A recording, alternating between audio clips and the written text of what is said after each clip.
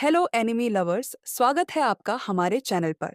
और आज हम देखेंगे डैंडादान सीजन 2 एपिसोड नंबर 10 को। एपिसोड शुरुआत में हम यहाँ पर ओकारून के दुश्मन किंता को देखते हैं, जो कि सुबह सुबह काफी ज्यादा स्टाइल से तैयार होता है और गाना गाते हुए डांस करते हुए स्कूल जा रहा होता है। पर हम देखते हैं स्कूल जाकर वो बिल्कुल शांत हो जाता है और ओकारून की तरह ही नर्वस होता है। तब हम यहाँ पर ओकारण को देखते हैं, जहाँ पर वो मोमो के साथ दोस्ती करने के बाद पहली बार मिलने वाला होता है और मोमो उसका गेट के पास इंतजार कर रही होती है। रुको जरा, क्या यह मेरे लिए वेट कर रही है?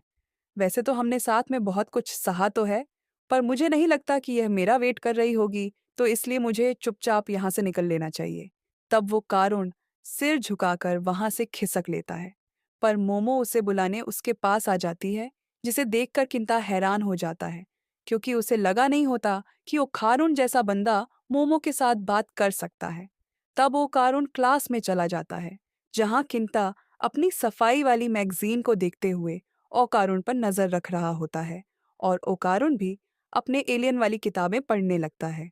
तब लंच में ओकारुण मोमो को ढूंढने चला जाता है और मोमो भी उससे पूरे स्कूल में ढूंढ रही होती है, जिस वजह से वो दोनों एक दूसरे से मिल ही नहीं पा रहे होते और टिंटा भी ओकारुण का पीछा कर रहा होता है।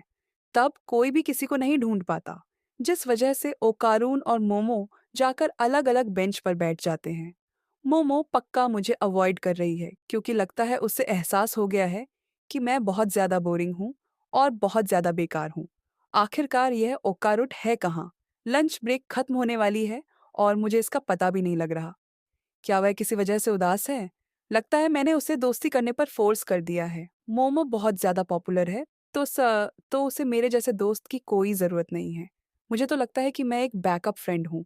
तब कंटा भी ओकारून के ओनोजेट वाली जगह पर बैठा होता है और ओकारून को घूर रहा होता है। तब वह तीनों क्लास में वापस जाने लगते हैं, पर तभी ओकारून और मोमो आपस में टकरा जाते हैं, जिस वजह से उनके लिप्स टच हो जाते हैं और यह देखकर किंता, मी और मुक्को तीनों हैरान हो जाते हैं।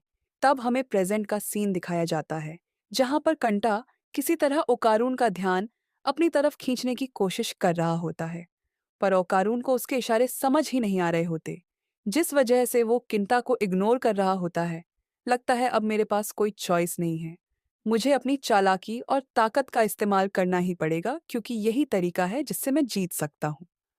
तो आखिरकार मैंने तुम्हें देख ही लिया है, मेरे दुश्मन, मैं तुमसे बात कर रहा हूँ।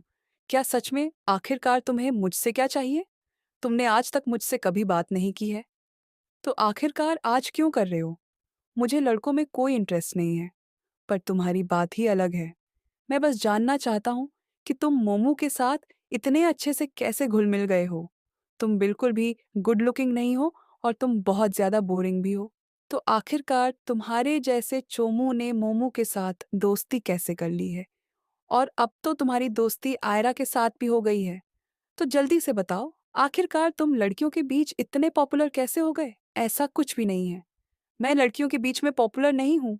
तभी मोमो ओकारून के पास चिल्लाते हुए आ जाती है और उसे बताती है कि उसे उसका दूसरा अखरोट मिल गया है, जिसे सुनकर किटा शॉक हो जाता है। ओकारून, क्या यह तुम्हारा दोस्त है? वैसे तो सभी की सोच फ्रेंडशिप को लेकर अलग अलग होती है, तो इसलिए कुछ लोग हमें फ्रेंड्स कह सकते हैं। ये तो बहुत अच्छी बात है और तुम दोनों को देखकर लगता भी है कि तुम दोनों की आपस में बनेगी भी। पर इसे छोड़ो ओकारू, मुझे तुम्हारी गोल्डन बॉल मिल गई है। मोमो, हमें क्लास से बाहर जाकर बात करनी चाहिए। तो ये है ओकारून के पॉपुलर होने का सीक्रेट। हमें लड़कियों के साथ स्पाइसी टॉक्स करनी चाहिए। तब एक लड़की वहां पर आ जाती है, जो कि मोमो को वहां से बाहर जाने के लिए कहती है, क्योंकि मोमो की वजह से उनकी स्टडी खराब हो रही होती है और इस वजह से मोमो ओकारून को लेकर वहां से जाने लगती है। पर वो लड़की ओकारून को मना करने लगती है, क्योंकि उसे लग रहा होता है कि मोमो ओकारून को बुली कर रही है और एक क्लास रिप्रेजेंटेटिव के नाते यह उसका फर्ज बनता है कि वो ओकारून को बुलिंग से बचाए।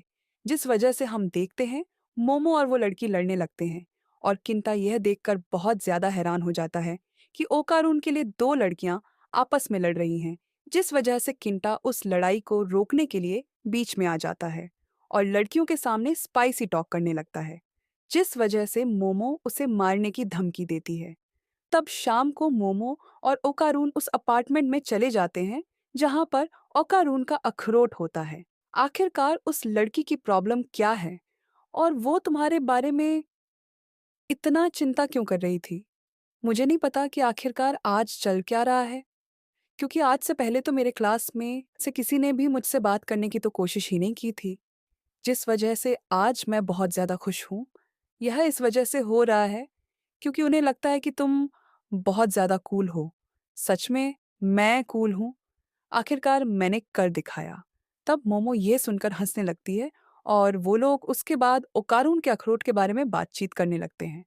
और ओकारून के अकॉर्डिंग शायद वो अखरोट किसी भूत के पास है, क्योंकि टर्बोग्रेनी के हिसाब से भी वो गोल्डन वॉल भूतों को अपनी तरफ अट्रैक्ट करती है। तब किटा भी उनका पीछा कर रहा होता है। ये लोग पक्का कोई स्पाइसी बात कर रहे हैं, पर आखिरकार क्यों? ओ कारून तो स्पाइसी टॉक कर सकता है, पर जब भी मैं करता हूँ तब मुझे मौत की धमकियां मिलने लग जाती हैं। मुझे इसके बारे में जानना ही होगा और यह भी सीखना होगा कि आखिरकार स्पाइसी टॉक करते कैसे हैं, जिस वजह से शायद मुझे भी कभी मोमो जैसी लड़की को किस करने का मौका मिल जाए। तो गलती से किटा एक पेंट की बकेट हिला देता है, जिस वजह से मोमो और कारून को पता लग जाता है कि वहां पर है और किंता उनकी तरफ बढ़ने लगता है।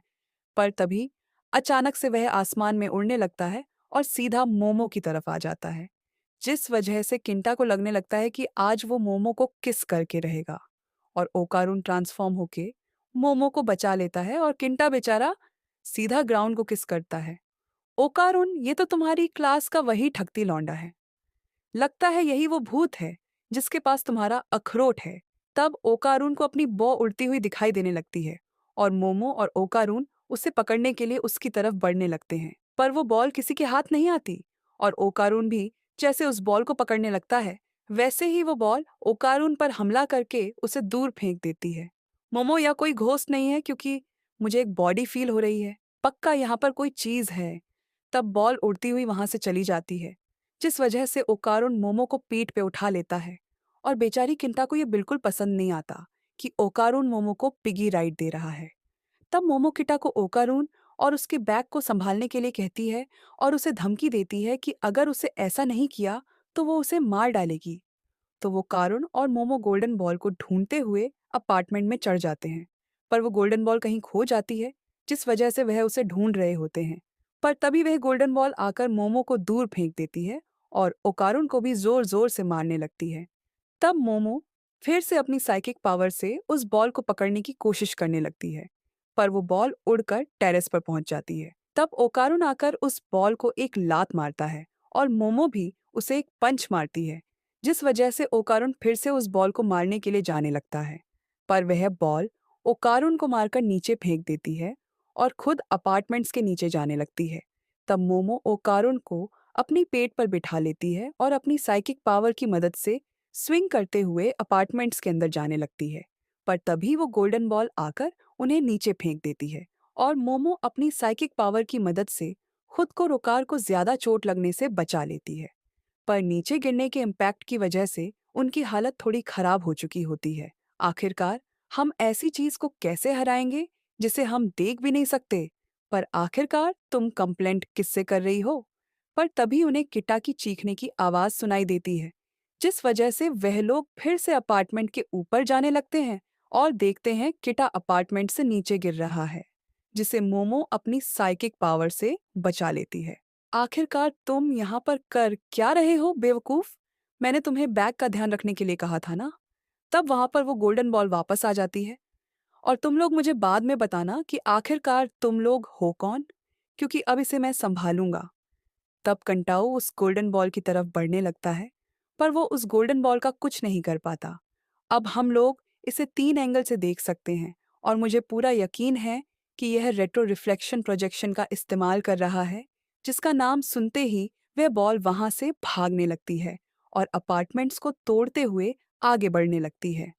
तकिटा उस बॉल का पीछा करने लगता है और मोमो अपनी साइकिक पावर की मदद से उस गोल्डन बॉल की डायरेक्शन का पता लगा के स्विंग करते हुए उसकी तरफ बढ़ने लगती है और यहाँ ओकारुन एक दरवाजे की बेल बजाने में लगा होता है। तब वो तीनों उस बॉल को 3 अलग अलग एंगल से देख पा रहे होते हैं, जिस वजह से मोमो को उस बॉल के आसपास एक छवि दिखाई देने लगती है और वह उसे पकड़ लेती है। तब कारुण को भी वह छवि दिखाई देने लगती है, जिस वजह से वो फुल थ्रोटल का इस्तेमाल करके उस बॉल को नीचे फेंक देता है। तुम तो सच में बड़े कमाल के हो ठुर्की। आखिरकार तुम्हें इसके वीकनेस के बारे में कैसे पता चला? अगर कोई चीज इनविजिबल है तो वो पक्का कोई ऑप्टिकल कैमोफ्लो यूज कर रहा है। तब हमें पता चलता है कि उसे ये सब कुछ सफाई मैगजीन में पढ़ा होता है और वो इसके बारे में सब कुछ उन दोनों को एक्सप्लेन करने लगता है। पर वो दोनों उसे इग्नोर करके उस बॉल की तरफ चले जाते हैं जहां पर वो चीज अचानक से विजिबल हो जाती है। आखिरकार अब ये क्या है? ये तो एक काइजू है। तो क्या तुम लोग उस बॉल की बात कर रहे हो जिसे मैंने अभी अभी हैंडल किया है? मैं अब तुम्हारे इस जर के जोक से परेशान हो चुकी हूँ। तमोमो टिंटा को मारना स्टार्ट कर देती है, पर उसे इसमें मजा आ रहा होता है। तब वो लोग उसे चेक करने नीचे जाने लगते हैं और यहाँ उस काइजू में कुछ चेंज होने लगता है। ओकारू, प्लीज मुझे सिखाओ कि लड़कियों के साथ स्पाइसी टॉक कैसे करते हैं। वैसे तो तुम ना ही सीखो तो ही अच्छा है। तो यह सुनकर मोमो फिर से किंटाक को लाते हैं, मारने लगती है, पर उसे इसमें भी मजा आ रहा होता है। तो ओकारून देखते हैं कि वो काइजू अचानक से बड़ा हो गया है, जिसके बारे में वो सभी को बताता है और वो लोग यह देखकर हैरान हो जाते हैं। तब हम देखते हैं वो काइजू ओकारन की वॉल की हेल्प से बहुत ज्यादा बड़ा हो जाता है। और गाइस, इसी के साथ ये एपिसोड खत्म हो जाता है। मैं मिलती हूँ आपसे बहुत ही जल्द अगले वीडियो के साथ।